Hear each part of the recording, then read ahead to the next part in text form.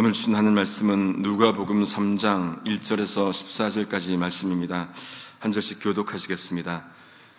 디베르 가이사가 위에 있은 지 15해 곧 본디오 빌라도가 유대의 총독으로 헤롯이 갈릴리의 분봉왕으로 그 동생 빌립이 이두레와 드라고닛 지방의 분봉왕으로 루사니아가 아빌레네의 분봉왕으로 안나스와 가야바가 대지상으로 있을 때 하나님의 말씀이 빈들에서 사가랴의 아들 요한에게 임한지라.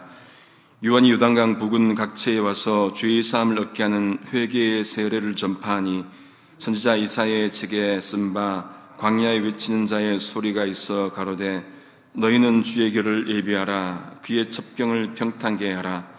모든 골짜기가 메워지고 모든 산과 작은 산이 낮아지고 굽은 것이 곧아지고 험한 길이 평탄하여질 것이요 모든 육체가 하나님의 구원하심을 보리라 함과 같으니라. 요한이 세례 받으러 나오는 무리에게 이르되 독사의 자식들아 누가 너희를 가르쳐 장차 올 진노를 피하라 하더냐. 그러므로 회개에 합당한 열매를 맺고 속으로 아브라함이 우리 조상이라 말하지 말라. 내가 너에게 이르노니 하나님이 능히 이 돌들로도 아브라함의 자손이 되게 하시리라. 이미 도끼가 나무 뿌리에 놓였으니 좋은 열매 맺지 아니하는 나무마다 지켜 불에 던지우리라. 우리가 물어 가로되 그러하면 우리가 무엇을 하리이까? 대답하여 가로되 옷 두 벌 있는 자는 옷 없는 자에게 나눠줄 것이요 먹을 것이 있는 자도 그렇게 할 것이니라 하고 세리들도 세례를 받고자 하여 와서 가로되 선생이여 우리는 무엇을 하리이까 하며 가로되 정한 새 외에는 늑증치 말라 하고 군병들도 물어 가로되 우리는 무엇을 하리이까 하며 가로되 사람에게 강포하지 말며 무수하지 말고 받는 요를 족한 줄로 알라 하니라. 아멘. 누가복음 2장에서는 예수님이 동정녀 마리아에게서 탄생하시고 그리고 유년 시절을 보낸 사건을 기록하고 있었습니다. 이제 누가복음 3장에 와서는 이때 역사성을 구체적으로 언급을 합니다. 이때는 로마 황제 디베르가 통치한 지 15년째 되던 해였습니다. 본디오 빌라도가 유대 총독으로 있었고 헤롯이 갈릴리의 분봉왕, 그러니까 지방의 왕이죠. 동생 빌립이 이두레와 드라고닛 지방의 분분왕으로 있었고 루사니아가 아빌레네의 그렇게 분분왕으로 그렇게 있던 해였습니다. 통치 영역이 넓고 크다 보니까 이렇게 지금으로 치면은 지방자치제로 그렇게 나라를 다스리게 된 것으로 보게 됩니다. 안나스와 가야바가 이제 대제사장으로 있었습니다. 왜 이렇게 서론이 길까요? 무엇인가를 말하려는 것이겠습니다. 그때 하나님의 말씀이 빈들에 있는 요한에게 임합니다. 너무 대조적이지 않습니까? 로마 황제부터 총독, 지방의 왕 그렇게 나오는데 갑자기 빈들에 있는 요한 너무 대조적으로 등장을 합니다. 왕들과 총독들은 화려한 궁정에서 지내지만은 요한은 빈들에 있습니다.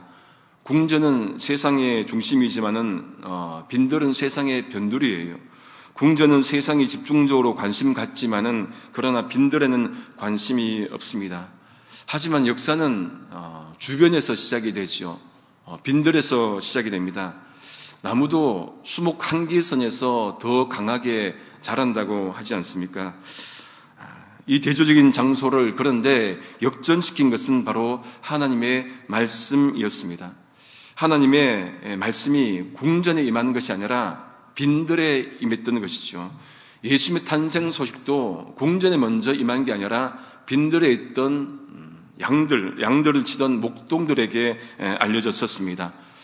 장수가 권위를 드러내는 것이 아니라 하나님의 말씀이 권위를 드러냅니다. 장수가 존재를 결정하는 것이 아니고 존재가 장소를 결정합니다. 해설서에도 나오지만은 히브리어로 이 다바르 말씀이죠. 광야, 미드바르 어근이 같다는 것은 종종 들었을 겁니다. 하나님께서 광야에서 말씀하신다는 것을 강조하는 그런 말이겠습니다. 기독교 역사를 보면은 콘스탄티누스 대제 때 기독교가 이제 국교가 되잖아요. 그런데 그때는 신앙이 없어도 사회적인 혜택을 받기 위해서 그리스도인이 되었습니다. 심지어 신앙이 없어도 사제가 된 거예요. 너무 이제 사제가 필요하니까 신앙이 없어도 그냥 사제로 보내버린 겁니다. 그러면 이제 혜택도 받고 그야말로 국가 공무원처럼 그렇게 살았던 거예요. 그러니까 무엇이 훼손됩니까? 신앙의 순수성이 훼손되고 퇴락된 것이 그때 당시의 모습이었습니다. 그래서 어떤 분들은 그 모습이 싫어서 어디로 갑니까? 신앙을 지키기 위해서 사막으로 갔습니다. 거기 가서 기도하고 묵상하고 하나님 만나고 절제된 생활을 하고 그들을 사막교부 그렇게 불렀었지요. 우리에게도 고독한 영성이 필요합니다. 예수님도 사람들에게 복음 증가하고 사람들 고치고 어울리고 지내셨죠. 세리와 죄인의 친구다. 자꾸 먹혀를 탐한 자다 그런 비난도 받았는데 같이 많이 어울렸습니다. 하지만은 일정한 시간을 두시고는 한적한 곳에 가셔서 기도하시고 그런 시간을 보내셨습니다. 우리도 여러분 사람들과 많이 교제하십시오. 또 많이 어울리십시오. 그런데 적어도 하루에 한두 시간만큼은 자신만의 고독한 시간이 있어야 됩니다. 자신만의 빈들을 찾아가서 거기서 자신만의 그런 시간, 기도하고 묵상하고 말씀 읽고 그런 고독한 영성의 시간을 가지는 게 필요합니다. 그게 루틴이 되면은 그게 쌓이면은 하나님과의 깊은 관계가 형성이 되겠지요. 요한이 요단강 주변 온 지역을 찾아다닙니다. 무엇합니까? 죄의 사함을 얻게 하는 회개 세례를 전파합니다. 죄의 사함을 얻게 하는 회개 세례. 여기 회개 세례라는 것은 세례 받으면은 회개한다는 그 말이 아니고 먼저는 무엇입니까? 회개가 먼저예요. 회개가 먼저이고 있고 이제 하나님을 구세주로 영접하는 그것을 나타내는 것, 표현하는 것, 그것이 세례이지요. 하나님의 말씀은 우리에게 회개할 것을 요구합니다. 우리가 죄인인 것을 인정하라고 요구합니다. 여러분 믿지 않는 사람들에게 회개하라 그러면은 회개합니까? 뭘 잘못했냐고 반문하겠지요. 어떻게 그것을 이해하겠습니까? 자신이 죄인이라고 어떻게 인정하겠습니까? 그런데 하나님의 말씀이 들어오면은 하나님을 진정으로 만나면은 회개하지 않을 수가 없지요. 이건 강요가 아니라 자기도 모르게 회개하게 되어 있습니다. 성령의 강권적 역사라고 우리가 부르지요. 우리 모두 회개하고 그리고 주님 만나고 이 자리에 있는 것 아니겠습니까? 하나님 말씀이 들어오면은 지금까지 하나님 없이 살았던 그 모든 삶들, 느슨한 삶들 그런 것들을 회개하고 그리고는 다시금 각성하고 또 깨닫고 돌아오시오. 자신의 죄를 고백하는 것, 자신이 죄인임을 인정하는 것, 거기서부터 우리가 하나님 믿는 첫걸음이 시작된다고 할 수 있습니다. 이것이 죄사함 받는 길이지요. 우리 모두 죄인이기 때문에 오늘 또 주님의 은혜가 필요한 것 아니겠습니까? 누가는 이사야 40장 3절에서 5절까지 말씀을 인용하면서 이사야가 예언한 것이 세례 요한을 통해서 이루어졌음을 언급합니다. 오늘 말씀 4절 하반절과 에서 6절까지 세 번역으로 한번 읽어드리겠습니다. 광야에서 외치는 자의 소리가 있다. 너희는 주님의 길을 예비하고 그 길을 곧게 하여라. 모든 골짜기는 메우고 모든 산과 언덕은 평평하게 하고 굽은 것은 곧게 하고 험한 길은 평탄하게 해야 할 것이니 모든 사람이 하나님의 구원을 보게 될 것이다. 그렇게 말씀을 하십니다. 여기 광야에서 외친 자의 소리는 바로 세례 요한을 지칭합니다. 그 다음의 내용은 이렇게 외친 자의 소리를 들은 자들이 행위하는 것을 보여준다고 볼 수 있습니다. 무엇을 먼저 말합니까? 주의 길을 예비하고 그 길을 곧게 해야 합니다. 이것은 회개한 자가 오실 주님을 위해서 길을 예비하는 것이라고 볼 수 있습니다. 다시 말해서 주님을 위해서 살아야 한다는 그 의미일 겁니다. 우리도 다시 오실 주님을 위해서 길을 준비해야 됩니다. 그 길을 곧게 해야 하는 자들이 여러분과 저일 겁니다. 그리고 두 번째로 그렇게 주님이 오시면은 골짜기가 미워지고 산과 언덕이 평평하게 되고 굽은 것은 곱게 되고 험한 길은 평탄하게 된다고 하십니다. 우리 주님 바르지 않은 것을 바르게 하시고 굴곡진 인생을 바르게 하신다는 그 말씀이죠. 어둠의 골짜기를 지나가는 사람들이 높아지고, 그리고 그만한 사람은 낮추고 인생이 꼬인 자들의 길은 곱게 한다는 그 말씀입니다. 우리도 이런 일에 동참해야 합니다. 우리가 어떤 말씀을 들으면은 그 말씀은 나에게 은혜가 되는 말씀이지만은 그 말씀을 우리가 살아내는 것은 하나님께서 우리에게 주신 명령법으로 들어야 하겠죠. 그럴 때 어떤 일이 벌어집니까? 모든 육체, 모든 사람이 하나님의 구원을 볼 것이다. 그렇게 말씀을 합니다. 주님이 오셔서 인생을 회복시켜 주시는데 그 구원은 유대인에게만 국한되는 것이 아니고 모든 사람, 모든 민족, 모든 육체에게 열린 것을 말씀을 합니다. 여러분, 복음은 작지 않습니다. 복음은 넓습니다. 복음을 받아들이는 것도 넓어요. 이사야 40장 5절 말씀에 보시면은 이 말씀이 이루어진 것을 말씀합니다. 여호와의 영광이 나타나고 모든 육체가 그것을 함께 보리라. 대저 여호와의 입이 말씀하셨느니라. 모든 육체, 모든 사람이 그것을 함께 볼 것을 말씀을 합니다. 세례요한을 통해서 주님의 시대가 열리게 되는데 우리 주님은 만유를 위해 오셨습니다. 유대인만 위해서 오신 것이 아니라 모든 사람을 위해서 오셨습니다. 그러니 그것이 은혜지요. 이제 요한은 주님께서 오셔서 구원하실 것을 말씀하심에도 불구하고 또 직언합니다. 톤을 바꾸어서 날카롭게 얘기하죠. 세례받으러 온 사람들에게 어떻게 말합니까? 독사의 자식들아. 날카로운 말씀으로 비판합니다. 독사의 자식들, 이것은 예수님께서 종종 바리새인들하고 율법학자들에게 했던 그 표현이지요. 여러분, 큐티집에 보면은 이 저주는 유대인들이 이방인들에게 했던 그 표현이라고 그렇게 나와 있습니다.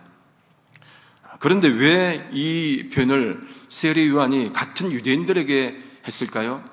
그것은 그들의 삶이, 그들이 하나님 믿는 삶이 그렇게 좋지 않기 때문에, 하나님을 제대로 믿지 않고 제대로 따르지 않기 때문에 그 표현을 한 것으로 보여집니다.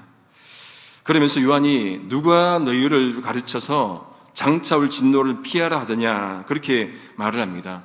무슨 말입니까? 장차올 진노 피하지 못한다는 말이죠. 하나님의 심판을 피할 수 없다, 그런 말씀입니다. 그러니 요한이 회개부터 하라고 선포한 것이죠.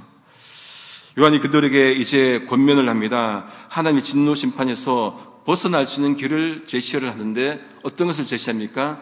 회개에 합당한 열매를 맺으라, 그렇게 말씀을 합니다. 유대인들은 하나님의 백성이라는 그 선민의식이 사로잡혀 있었습니다. 그런데 진정한 하나님의 말씀을 따르는 삶이 없었음을 지금 세례 요한이 보고 지적을 하는 거예요. 회개한다면은 합당한 열매를 맺어야 되는데, 삶의 변화가 있어야 되는데 그것이 없은 것을 보고 이제 말로만 회개하지 말고 열매를 맺을 것을 말씀하고 있습니다. 그래서 요한이 누구를 끌어들입니까?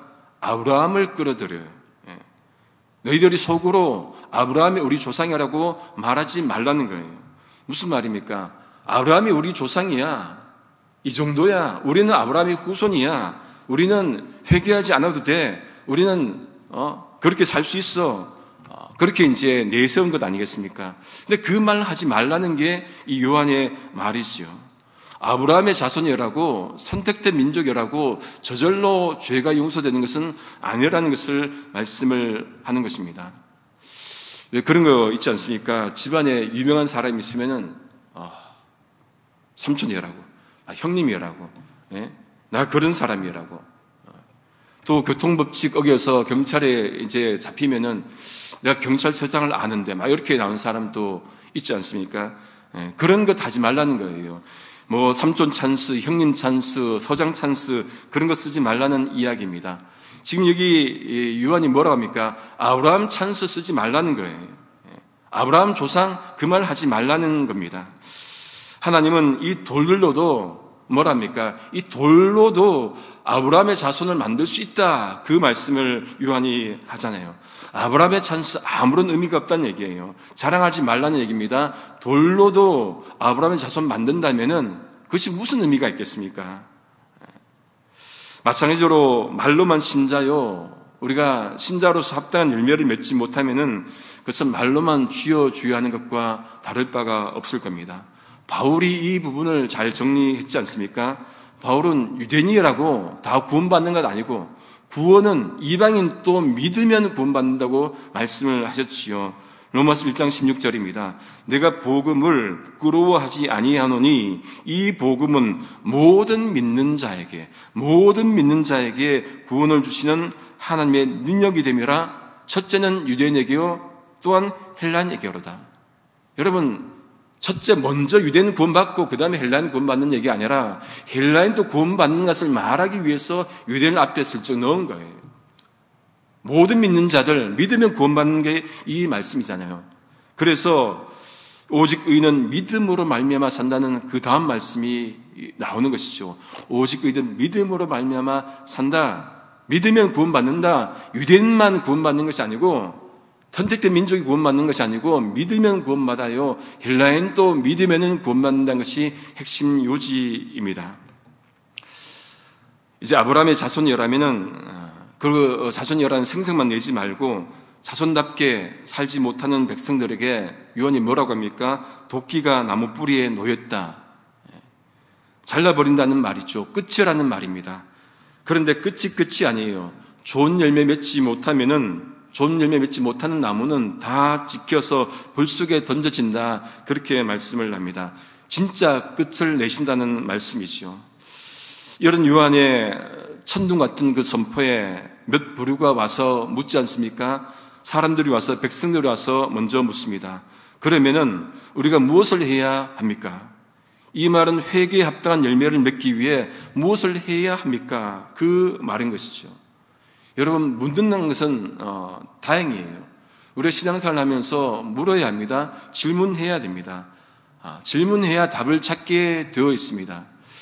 신학자 폴 틸리가 좋은 질문이 좋은 답변을 만들어낸다, 그런 말을 했는데 우리가 질문을 해야 답을 찾게 되어 있습니다. 요한이 답하는데 구체적으로 답합니다. 11절에 보니까 두 벌 옷 가진 자 없는 자에게 나누어주고, 먹을 것 있는 자는 또 없는 자에게 나누어주고, 구제 봉사가 이게 회개에 합당한 열매라는 거예요. 물론 구제 봉사만 하고 거기에 집중하고 믿지 않으면 그것도 문제죠. 그런데 믿음에 나타나는 결과가 그렇게 나타나야 된다는 말씀입니다. 야고보서 1장 27절에도 경건을 뭐라고 얘기합니까? 경건을 고아와 가보를 돌보는 것. 그래서 경건과 이어서 얘기를 합니다. 예수께서 마지막 심판 비유하시면서 양과 염소를 비유하시면서 작은 자 하나에게 한 것이 나에게 한 것이다. 구제와 봉사를 얘기를 하셨습니다. 이것이 회개에 합당한 열매라는 것을 말씀을 하는 거예요. 두 번째, 세리가 찾아옵니다. 세례 받으러 와서 무엇을 해야 되는지 묻습니다. 요한이 뭐라고 합니까? 정한 세 외에는 늑증치 말라. 그러니까 부과된 것 외에 더 거두지 말라는 얘기예요. 세리 중에 당시에 그냥 과하게 부과해서 거둔 세리들 많았잖아요. 그래서 삭개오도 예수님 만나고 난 다음에 내가 갚겠다고 했던 것이고, 예수님도 세리들을 또 비판의 끈을 또 보게 됩니다. 군인들이 또 찾아옵니다. 무엇을 해야 되는지 묻습니다. 요한이 뭐라 합니까? 사람들에게 강포하지 말라, 강탈하지 말라, 거짓 고소하지 말라, 받는 급료를 족한 줄로 알라, 그렇게 말을 합니다. 월급 외에 더 많이 가지려면 어떻게 해야 됩니까? 뭔가 또 부정한 방법을 써야 가지게 되잖아요. 착취해야 가지게 되는 거죠. 받는 것을 족한 줄로 알고 그렇게 살라고 말씀을 합니다. 세리하고 군인들에게 말하는 것이 무엇입니까? 자기 직업에 정직하게 살라는 얘기죠. 우리가 갖고 있는 직업 속에서 정직하게 살아가는 것, 그것이 회개에 합당한 열매를 맺는 걸 겁니다. 그것이야말로 내가 선 곳 거룩한 땅에서 살아가는 그 삶이 아니겠습니까? 맥스 루케이도 목사님, 책으로 유명하신 목사님이 계시죠. 은혜 안에 거하다라는 책에서 이렇게 말씀을 합니다. 성경이 말하고 있는 예배는 주일 아침 양복 차림으로 드리는 예배가 아니라 매일 우리 자신을 산제물로 드리는 삶입니다. 우리가 하는 모든 일들 속에서 그리스도께서 가르쳐 주신 원리를 따르고 실천하는 것이 예배입니다. 일주일 내내 우리가 하는 일들 속에서 하나님을 생각하고 그분을 닮고자 하는 것입니다.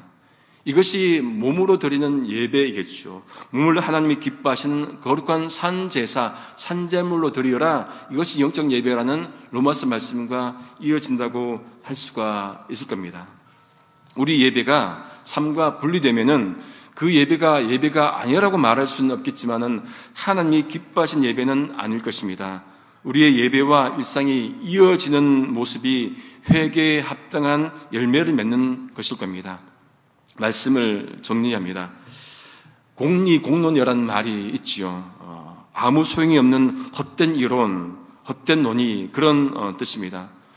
어떤 이론이나 논의가 아무 소용이 없을 때 쓰는 말입니다. 그러면은 공리공론이 안 되기 위해서는 무엇이 있어야 됩니까? 소용이 있어야 됩니다. 쓸모가 있어야 된다는 그 얘기이죠. 이것이 대표적으로 17세기에서 19세기 초반까지 있었던 조선시대 실학의 내용입니다. 그들이 추구한 것이 무엇입니까? 실사구시 이용구생이에요. 실사구시하면은 실제 사물에서 올바른 것을 구한다. 사실의 바탕을 두어서 진리를 탐구한다는 내용이고, 이용후생은 백성이 사용하는 기구 따위를 편리하게 만들고 또 의식을 넉넉하게 해서 생활을 윤택하게 한다는 그 내용입니다. 여러분, 우리가 하나님 믿는 것이 자칫 잘못해버리면 공리공론이 될 수가 있습니다. 그러지 않기 위해서 무엇 해야 됩니까? 일상 가운데서, 삶 가운데서 하나님이 원하신 것이 무엇인지를 알고, 그리고 그리스도의 자녀답게 합당한 회개 열매를 맺는 삶, 이 삶이 있는 것, 그것이 있을 때 삶이 윤택하게 되겠죠. 우리 모두 그런 삶을 살 수 있기를 성부, 성자, 성령이신 삼일체 하나님의 이름으로 소망합니다. 기도하시겠습니다. 하나님 아버지, 우리는 연약합니다. 그러기에 하나님 믿는다 하면서도, 하나님의 말씀을 읽는다 하면서도 하나님께서 원하시는 삶을 우리 삶 가운데, 일상 가운데 살지 못할 때가 많습니다. 말로만 하나님의 자녀로 살지 않게 하시고 주님 다시 오심을 준비하며 굽고 울퉁불퉁한 길을 바르게 하는 제가 되도록 인도해 주옵소서. 그러기 위해 빈들에서 하나님의 말씀을 들은 요한처럼, 사막에서 하나님과 교제하며 하나님을 알아갔던 사막 교부들처럼 우리도 우리들의 삶의 고독한 자리에서 하나님을 더욱더 알아갈 수 있도록 인도해 주시옵소서. 한나를 주께 맡기오며 예수님의 이름으로 기도드립니다. 아멘.